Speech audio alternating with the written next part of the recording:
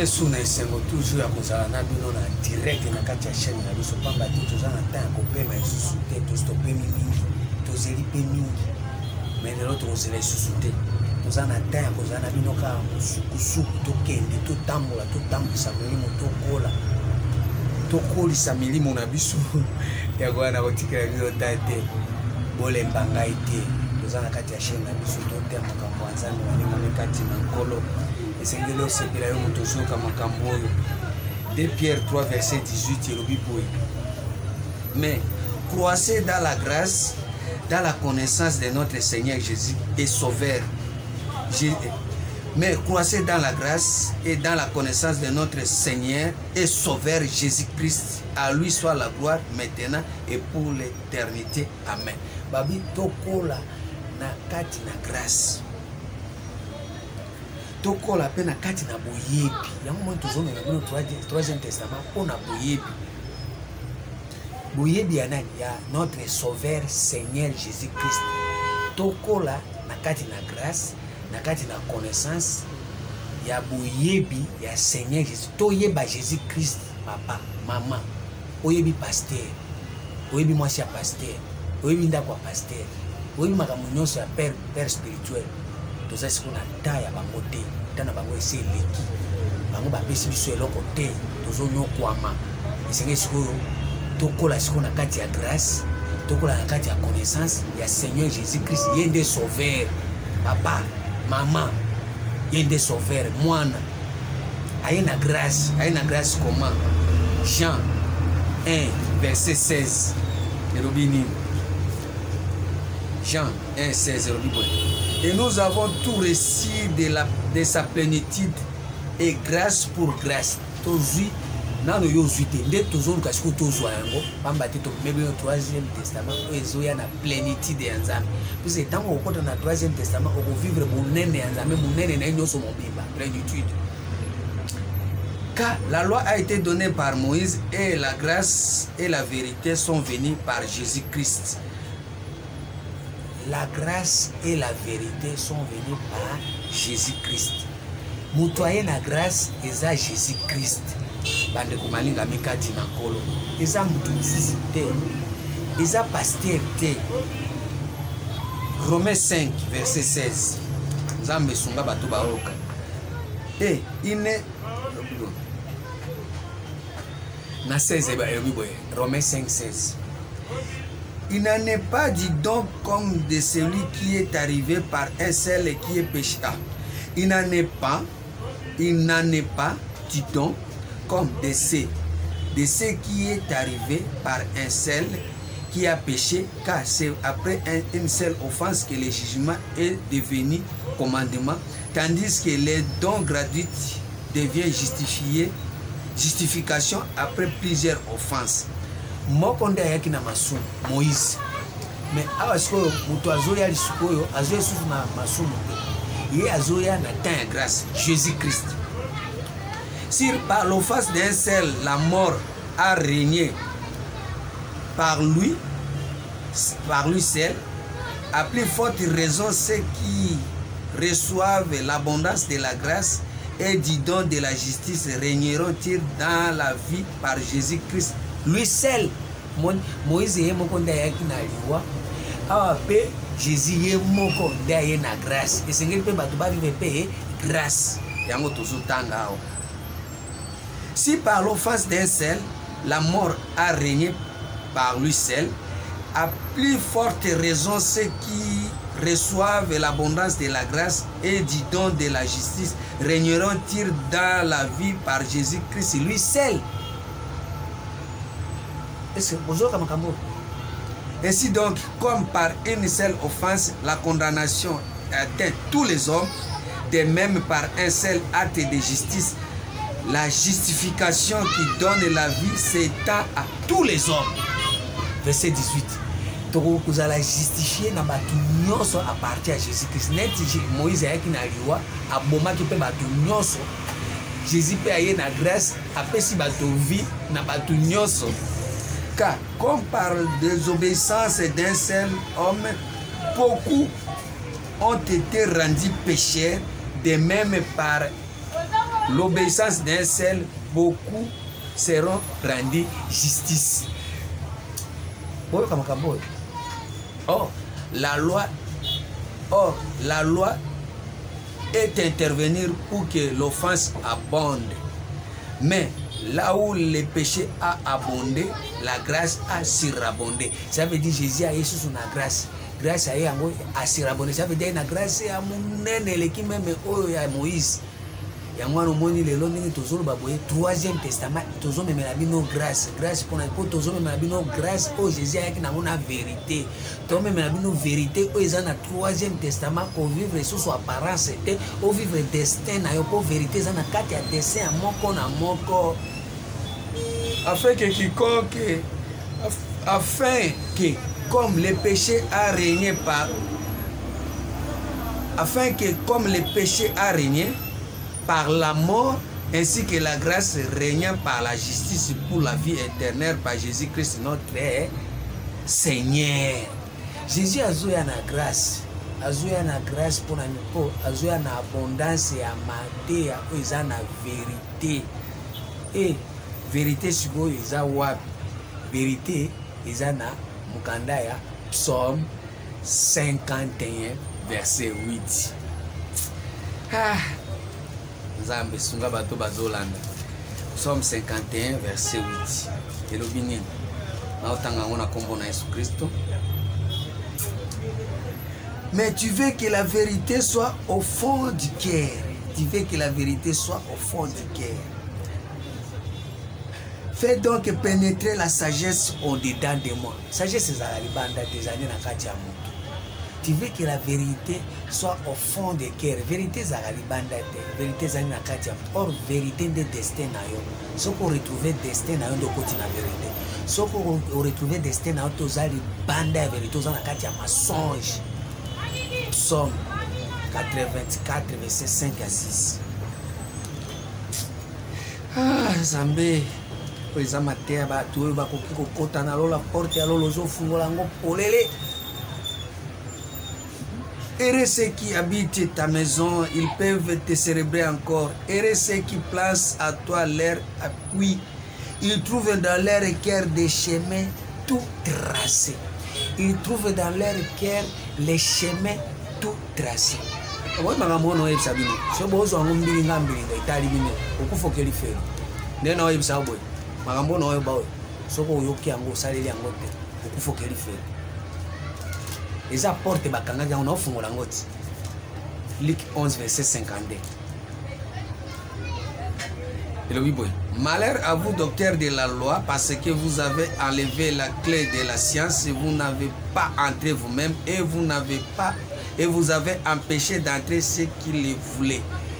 Eza bakanga ki science na ofungola bino yango ti. Mais lelo na ofungola polele bato nyonso baza ba docteur abibwe. Malheur à vous docteurs de la loi bayebi mibeko nzambe ba docteur ba balongola ki fungola balongola ki clé ya royaume bakoti te balingi pe bato bakota te melelo ozwi chance nazokotisa bino na royaume soki okufi okoti na bokonzi ya nzambe te okomi mokonzi te odomine te oza na image ya nzambe te pe okokota pe na kati ya bokonzi ya nzambe te pe okovivre bonzambe te pe ata nyonso okozwa wana oke na lifelo. Mais po balongolaki clé mais lelo tozongisa clé tozofungola bino bokota na kati ya bonzambe bokota na kati ya badestin na bino bokota na kati ya vocation na bino bokota na kati ya badon na bino mboka ekoma na kimia tiko simba minduki tiko kanisa mabe obuma bato pamba eloko nzamba atiaki mpe kati na yo te. Nzambe atiaki eloko mosusu ya motu oyo ekoki kosalaki esauve bato opesa mpe nzambe lokumu ntango bomi bato nzambe azwi lokumu ntango ozotia bato bakale nzambe azwi lokumu satana nde azozwa lokumu. Mais awa tozolinga nzambe nde azwa lokumu na nzela ya yesu masiya. Yango wana tika koantisi motema tia motema makasi tia motema makasi tia motema makasi. Tozofunga bino porte. Matthieu 23 verset 13. Matthieu 23 verset 13 le Bible. Malheur à vous scribes et pharisiens hypocrites parce que vous fermez aux hommes les royaumes des cieux Vous n'y entrez pas vous-même et vous ne laissez pas entrer ceux qui veulent entrer. Porte à royaume. Porte à royaume. Luc 17, verset 20. Royaume au bakangi porte. Luc 17, verset 20. Les pharisiens demandèrent à Jésus, quand viendra-t-il le royaume de Dieu? Il leur répondit, le royaume de Dieu ne vient pas d'une manière à frapper les regards. On ne dira pas, il est ici ou il est là, car voici le royaume de Dieu est au milieu de vous. Le royaume de Dieu est au milieu de vous. Le royaume de Dieu est dans ton cœur. Ils ont la carte na yo. Mokonzi nzambe il faut régner motema na yo bana nzambe okoma mokonzi. O dominer luzobo ils ont la carte na yo. Luc 13 verset 18 à 19. Luc 13, verset 18 à 19, il dit encore, à quoi le royaume de Dieu est-il semblable? À quoi les comparais-je? Il est semblable à un grain de sénévé qu'un homme a pris et jeté dans son jardin, et il pousse, devient un arbre, et les oiseaux du ciel habitent dans ses branches. Bokonzi nzambe. Ils ont le la graine moko moto abwaki yango na kati na jardin na ye babwaki yango na chante bino bozaki kotosa satana nde bozali na kati na champ or na champ nyoka nde aza mokonzi balobi na Genèse 3 que les serpents étaient repris de tous les animaux des champs les serpents nyoka mbilinga bato bazomema bato mobulu baokanga porte ya royaume baokota te bango mpe baokota te baokanga mpe yo mpe okota te baza banyoka race de vipères, incrédule, balingi ko changer te, balingi ko se convertir te, ko longola makambo ya apparence ko kota na makambo ya vérité za na kati ya motema de façon que bonzambe. Mais esengi siko batia graine wana wapi na kati ya jardin okoma jardin ya nzambe sika nzambe azotia eloko na ye kati na yo po ete ovivre ba destin na yo molinga mikati makambo na loba nyonso bo comprendre kaka te nazoloba kaka ezaka flou alors nazo expliquer clair makambo ya nzambe balenga mikati nankolo Jésus azakosala makambo ya la résurrection na Luc 24 makambo nazoloba eza makambo ya kosekwisa nazo sekwisa bino na osala bino bo se révolter bo longwa na kati ya nkunda na kati ya bibembe siki zo eloko zo bouger te biloko na zo bouger te za na nzambe te sengeli eloko ezala na vie tango zo sala makambo zo mona vie nango ezo se manifester.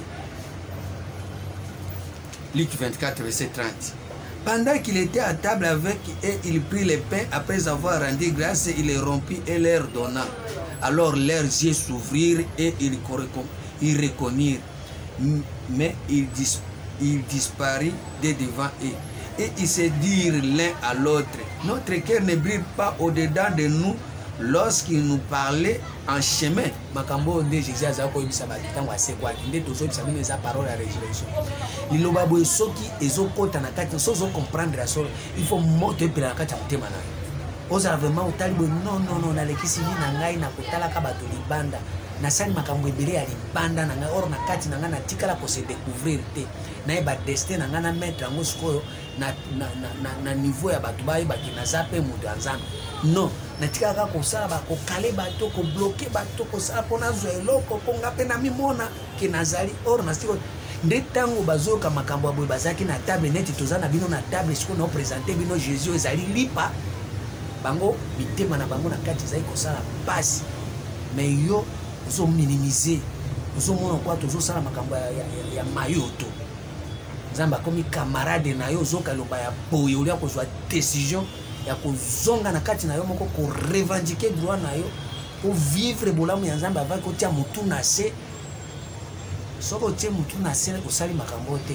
bandeko na yo mama na yo libota na yo famille na yo de bakoloba que ton âme repose en paix mais nzambe akoloba bongo te nzambe na mukanda Ezekiel 18 verset 4 alobi nini na tanga ngo tia fungola matoi bien po yoka yango ozo minimiser ozo sakana na nzambe yoka ndenge nzambe alobi Ézéchiel 18 verset 4. Voici tous les âmes sont à moi que ton âme repose à paix. Nzambe alobi Voici, tous les âmes sont à moi. L'âme du Fils comme l'âme du Père. L'une et l'autre sont à moi. L'âme qui pêche, c'est celle qui mourra. L'âme qui pêche, c'est celle qui mourra. C'est-à-dire quoi?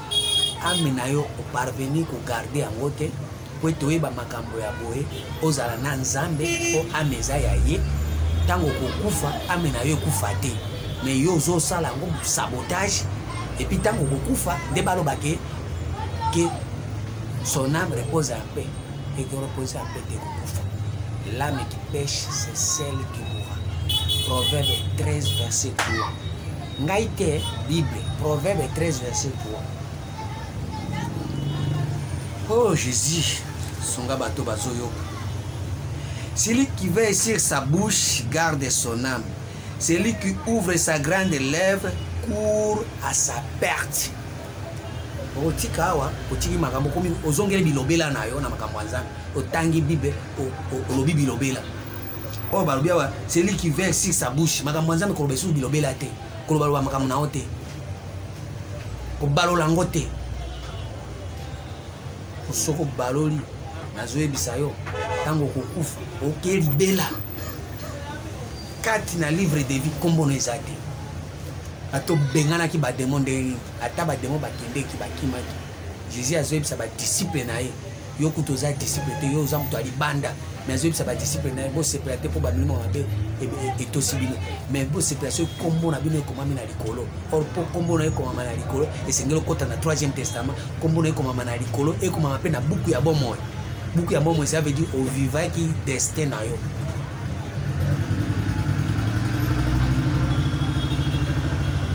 Tango siko tozoloba makambo aboye yozo sepela osalaka buzoba okontinue buzoba entre temps biso tozoba makambo eza ya mbinguni.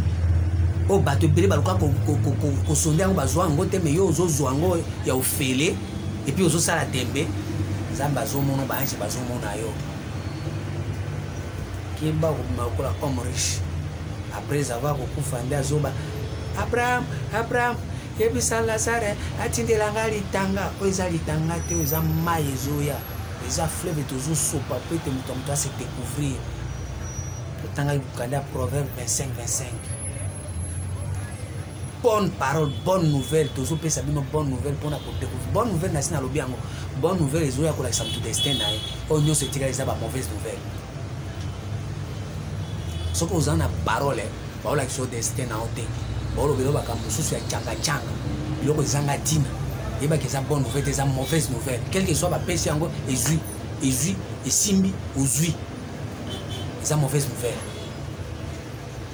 Tangi mkanda nzamba lobi. Tout ce que Dieu fait durera toujours. Il n'y a rien à y retracher, rien à y ajouter. Dieu agit ainsi afin qu'on les craigne.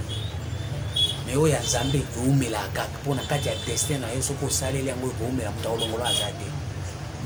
Mutupe akoya ko décourager o simba te ba décourager muto azo sala destin na yo. Mutupe o azo sala destin na ba tia ka mutambo ta o fungola leki. O kanga ite. O tena prison ta obima. Obima ko? Hey. Osana muto sala dessin na otie na kasho te zela na tanga Bible acte 4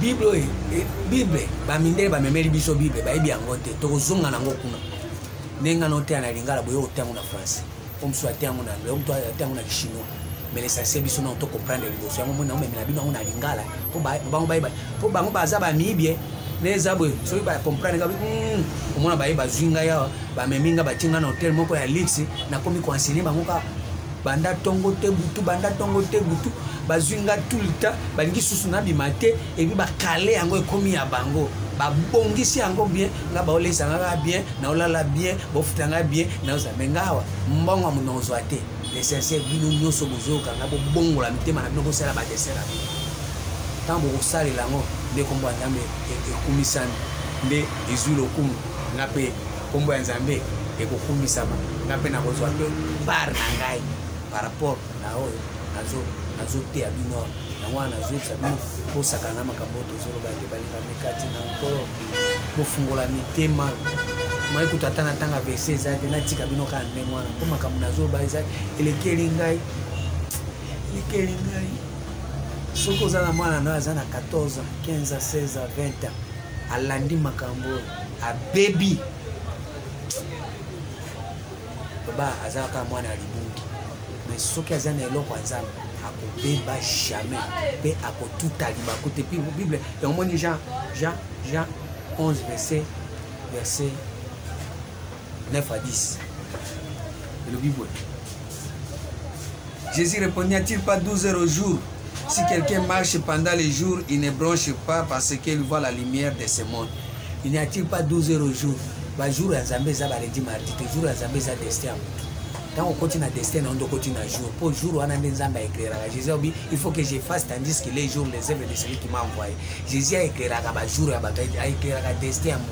Si vous avez 12 heures, ce qu'on m'a dit selon destin, au tamboli selon destin, au tout à l'ibakouté, au kende libanda makambo ya Nzambe te kozala toujours na nzela parce que aux hommes na lumière o eza Jésus azo éclairer qu'est-ce qu'il faut faire neti ngane na Nzambe soki nazotea te o popu nazotea na côté banda tongo te poko na komitungisa te po eza biloko naza nango eza ya ngai yo pe soko uza mutu ozosala musala moko boye songo eza destin na yo okosala ngo komitungisa te okobeta pe bino bobeta mabako po bozoluka bo frauder Olandeli yeneti aza commerçant ngape na koma commerçant yeneti akomote nguba ngape fona te nguba nakati noko teka nguba ezate ya moyo zo beta mabako kiliki okoteka boyezo simba te obalola boyezo simba te ozo somba te eloko te isaka ozali na 5000 oteki ozo ika 5000 ozaki na 10000 oteki osisi ozika 10000 obaluka kaka esika moko okendeke liboso te. C'est pour cela même que vous démarrez, puis c'est besoin d'avancer. Pour ceux qui ont avancé, pour avancer, beaucoup à quoi avancer. Mais aujourd'hui, il y a Nzambe, aujourd'hui, il y a Nzambe, aujourd'hui, il y a Mita la carte, il y a Nzamba, Jésus a fait découvrir, il y a lumière dans la destin. Non, Nzambe,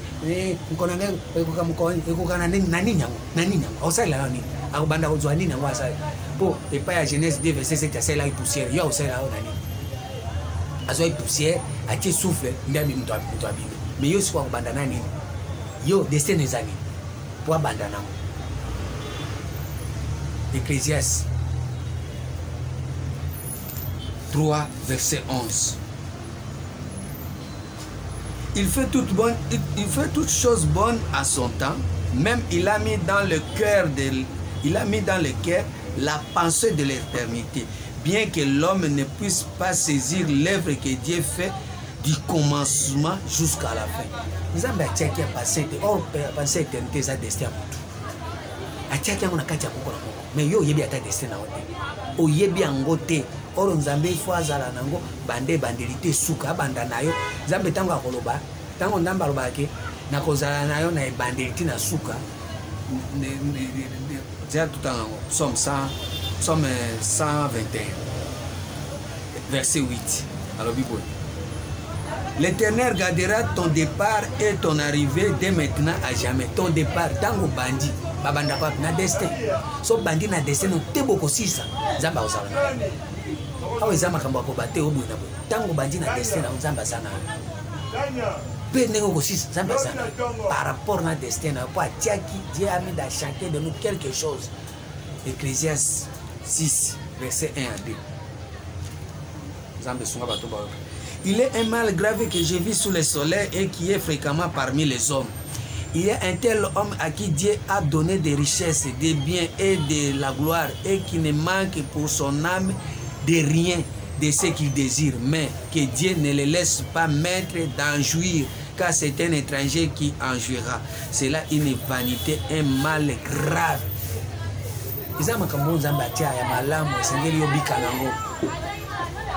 Nzamba tiaki pa na yo richesse nzamba tiaki no ba bien gloire cause ala nkembo mais jusque là ozo sala ngote mutu musisi nda zo ya ko nganza manango yango no moni ozo nyokwama ozo nyonga po omi ebite mutu mususu ozo nyokwa manango nani. Ecclésiaste 8:9 le Bible. J'ai vu tout cela et j'ai appliqué mon cœur à tout ce qui se fait sous le soleil. Il y a un temps où l'homme domine pour l'homme pour les rendre malheureux. Et on m'a dit, pasteur, va dominer bino, bambikuti bo dominer bino bo rendre bino malheureux ba sisse bino po oser ba ko découvrir des scènes na to zaka pesa dime pesa offrande pesa boye okomi moumbu ya pasteur moumbu ya évêque moumbu ya bishop nyonso akoloba ozoyoka ye olio découvrir des scènes na yo salela ngo non zakunaka pasteur na biso nzambe na biso maman, papa, bana, c'est le moment pour lamuka, na pongi. Ephésiens 5 verset 14. Ce que vous avez makambo, vous avez mutué seng. Mais ce que vous avez katé, vous avez que l'homme mao. Ephésiens 5 14. Autant on a combiné Jésus Christ. Olali mingi. C'est pour cela qu'il est dit, réveille-toi, toi qui dors, réveille-toi d'entre les morts et Christ t'éclairera. Réveille-toi d'entre les morts. Est-ce que vous avez un bentek? Vous avez un très sérieux, vous avez un cimetière qui tombe, mais dans minute, vous avez un baby qui a parmi Bakoufi. Bakoufi pourquoi? Parce que vous vivez des destins à côté. Vous vivez des destins à côté. Vous avez parmi Bakoufi. C'est ce que vous avez réveillé, vous avez réveillé Allah Moussa destin à eux. Allah Moussa vocation à eux. Allah Moussa donne à yo. Hébreux 6, verset 4. Bible yo ganga kaka. Oya koka yo. Biso tozolo bana biso. Oya koka yo. Car il est impossible que ceux qui ont été une fois éclairés. Car il est impossible ceux qui ont été une fois éclairés, qui ont goûté les dons célestes, qui ont eu part au Saint-Esprit, qui ont goûté la bonne parole, le troisième testament. La bonne parole de Dieu et les puissances du siècle à venir par rapport à quoi? Mais les gens ont bien un retard. Bon, les puissances y est à venir, et là, y est après. Mais ils sont déjà pour soba. Et qui sont tombés soient encore renouvelés et amenés à la repentance, puisqu'ils crucifient pour leur part le Fils de Dieu et ils l'exposent à l'ignominie. Ce que yoki makambo sosoli yango okbei, c'est-à-dire quoi? Okitinase. Kokitanase ngi klobani. Proverbe 15 verset 24. Et le Bible okbei kokitanase. Proverbe 15 verset 24. Entend on a compris Jésus-Christ. Pour les sages, les sentiers de la vie mènent en haut. So za mutu amayele okumata ba dimension à partir de cette nayo so za sage. Afin qu'il détourne du séjour des morts qui est en bas. Bon ba kwena séjour des morts, ko za na se. Ça veut dire séjour des morts et si ka vie ezate. Et si ka bato bazola d'apparence, et si ka bato la vanité, et si ka bato ba copier. Bazo sa photocopie. Netia Salibo, la peine à Bossal, Malachie 2, verset 8 à 9. Et le Bible. Mais vous êtes écartés de la voie. Mais vous êtes écartés de la voie. Vous avez fait de la loi une occasion de chute pour plusieurs. Vous avez violé l'alliance. Vous avez volé l'alliance de Lévi, dit l'Éternel des armées. Et moi je vous rendrai méprisable et vil aux yeux de tous les peuples, parce que vous n'avez pas gardé mes voies et que vous avez égard à l'apparence des personnes quand vous interprétez la loi. Vous avez égard à l'apparence quand vous traitez, vous interprétez la loi. Vous avez vous vivez apparence.